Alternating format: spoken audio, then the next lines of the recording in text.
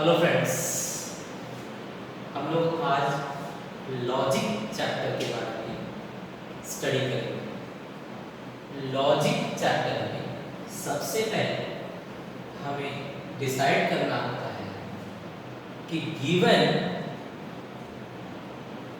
Sentence statement है या नहीं। गिवन सेंटेंस स्टेटमेंट है या नहीं, वो डिसाइड करने के लिए हमें ये दो पॉइंट्स याद रखने चाहिए। फर्स्ट, अ स्टेटमेंट, कोई भी सेंटेंस स्टेटमेंट होने के लिए उस स्टेटमेंट, उस सेंटेंस को किसी से भी पूछा जाए तो सामने वाले का आंसर ट्रू या फॉल्स में आना चाहिए। जैसे मैं बोलूं सन राइजेस फ्रॉम ईस्ट, तो सभी लोग क्या बोलेंगे? ट्रू। तो हर एक आंसर दे सकता है और हर एक का आंसर क्या होगा? Same, true. तो ऐसे सेंटेंस को स्टेटमेंट कहा जाएगा। अगर कुछ लोग ट्रू कह रहे हैं और कुछ लोग फॉल्स कह रहे हैं तो वो लॉजिकल स्टेटमेंट नहीं होता है।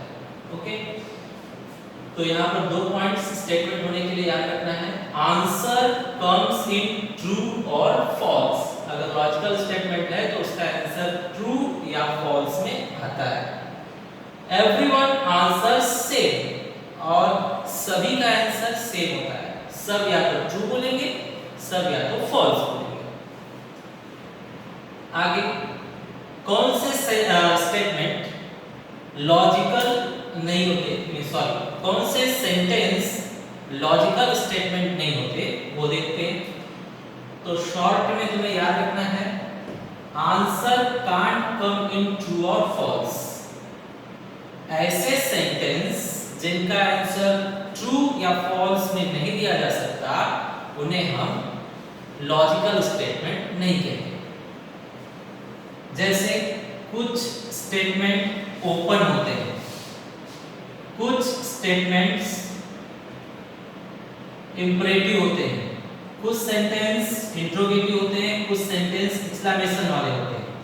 तो ये सारे सेंटेंस स्टेटमेंट नहीं कहलाएंगे। एग्जाम्पल लेने के बाद आप लोगों को पूरी तरह से समझ में आ जाएगा।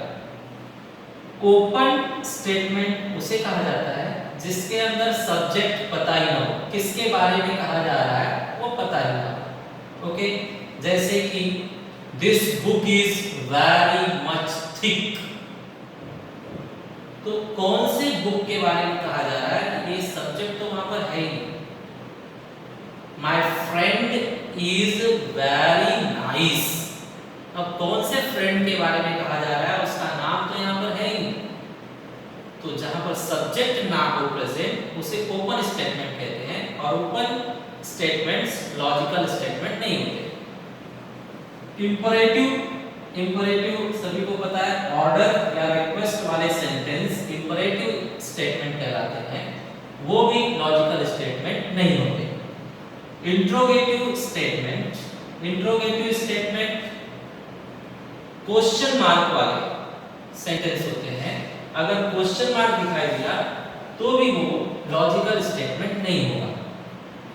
एक्सक्लेमेशन, जहां पर एक्सक्लेमेशन साइन दिखाई दे जिस सेंटेंस में, वो एक्सक्लेमेटरी सेंटेंस होता है, वो भी लॉजिकल स्टेटमेंट नहीं हो सकता।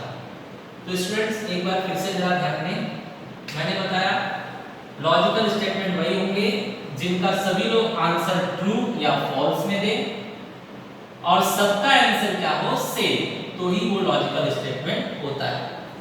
सेकेंडली, लॉजिकल स्टेटमेंट कौन लोग नहीं होंगे? जो ओपन स्टेटमेंट होंगे, इंपरेटिव स्टेटमेंट होंगे, इंट्रोगेटिव स्टेटमेंट होंगे या एक्सक्लेमेटरी सेंटेंस होंगे, वो लॉजिकल स्टेटमेंट नहीं होते। इस बात को क्लियर समझने के लिए कुछ एग्जांपल्स देखते हैं। First statement we are taking, he is a good boy. अब बताओ स्टूडेंट, ही मीन्स कौन? राम, विनोद, प्रज्ञान किसके बारे में कहा जा रहा है? यहाँ पर सब्जेक्ट तो है ही, तो इसका आंसर ट्रू या फॉल्स में नहीं दिया जा सकता, इसलिए ये लॉजिकल स्टेटमेंट नहीं है। It's a open statement, therefore not a logical statement, not a logical statement. Logical word यहाँ पर ऑप्शनल है, आप लॉजिकल शब्द लिखें या ना लिखें चलेगा, नॉट अ स्टेटमेंट या फिर not a logical statement. Second, are you crazy, ये इंट्रोगेटिव सेंटेंस है, इंट्रोगेटिव सेंटेंस। इंट्रोगेटिव स्टेटमेंट होने की वजह से not a statement, not a statement, not a logical statement.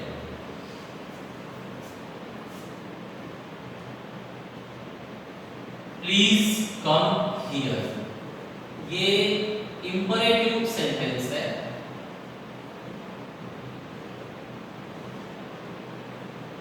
Sentence. Statement की जगह पर सेंटेंस लिखे तो ज्यादा क्लियर होगा।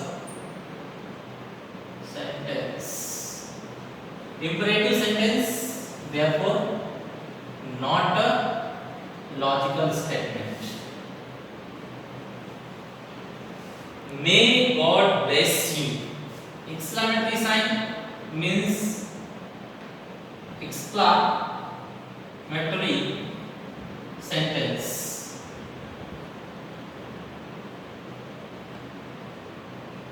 Again, it is not a statement। यहाँ पर एक्सक्लेमेटरी सेंटेंस है, इसलिए again it's not a logical statement. Now friends, you people identify which type of statement it is.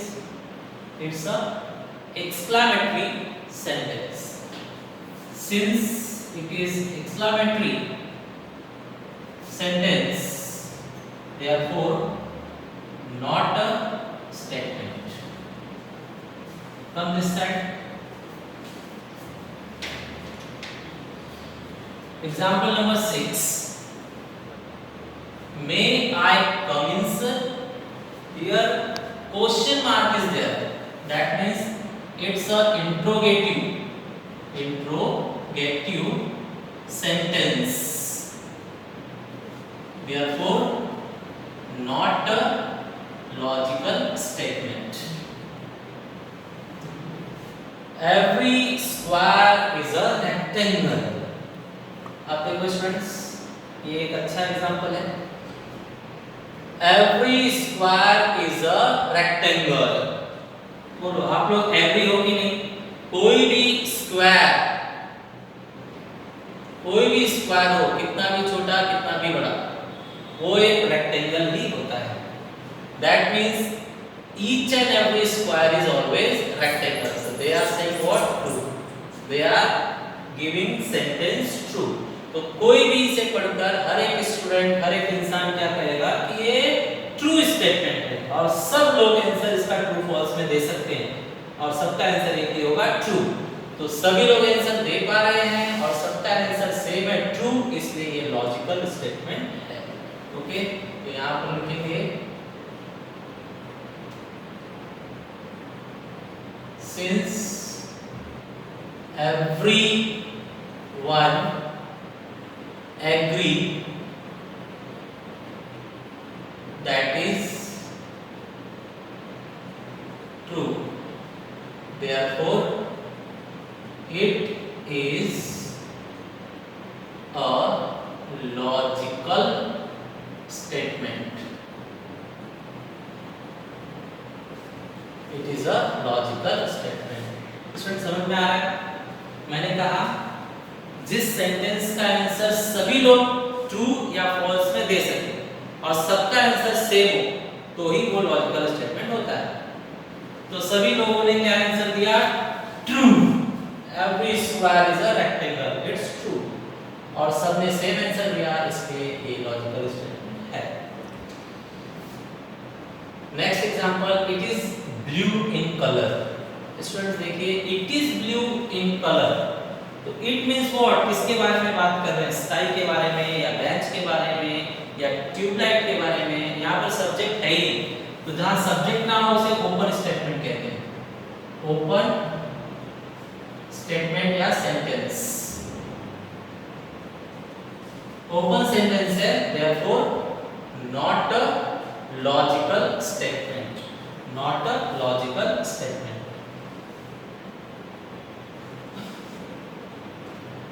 Please give me water,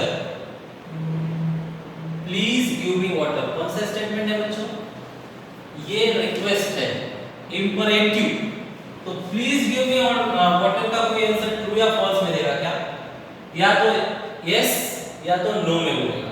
please give me water, तो सामने वाला बोल सकता है यस आई एम ड्रिंकिंग, या फिर वो बोल सकता है no I am busy I can't. Okay, तो यस या नो में आ सकता है, ट्रू फॉल्स में तो नहीं आ सकता ना। तो जिसका आंसर ट्रू या फॉल्स में ना आए वो लॉजिकल स्टेटमेंट नहीं है। ओके, तो कौन सा स्टेटमेंट है ये? Imperative, imperative sentence, imperative sentence, therefore not a logical statement।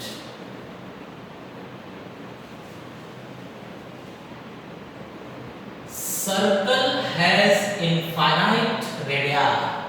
तो सबको पता है स्टूडेंट्स, सर्कल जो है उसके पास इनफाइनाइट रेडिया होते हैं, 1 2 3 4 5 6 7, इस तरह से इनफाइनाइट रेडियस होते हैं।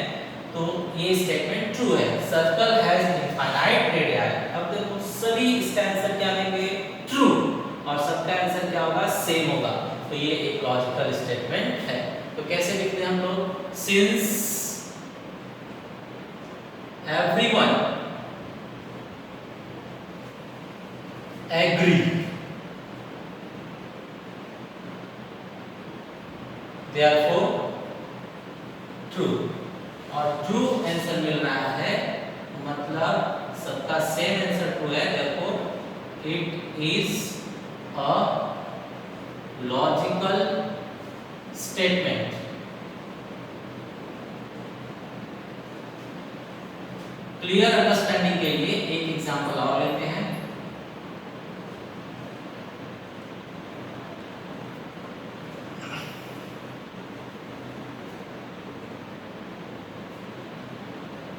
Cow has 5 legs।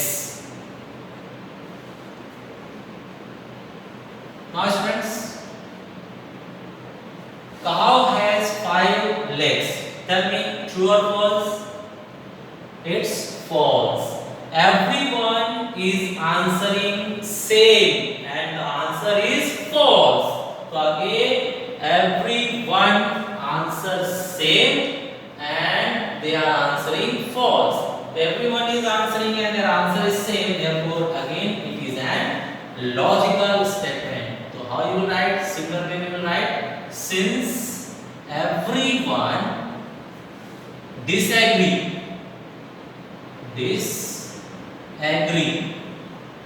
that is false, therefore it is a logical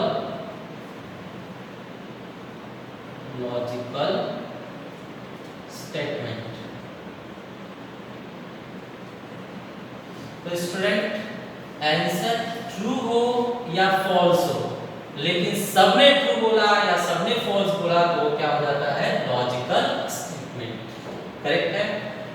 तो इस तरह से अब आप लोगों को कोई भी गिवन सेंटेंस लॉजिकल स्टेटमेंट है या नहीं वो समझ में आ गया होगा। शॉर्टली आपको एक चीज बता दें, अगर ये डिसाइड हो गया कि सेंटेंस लॉजिकल है,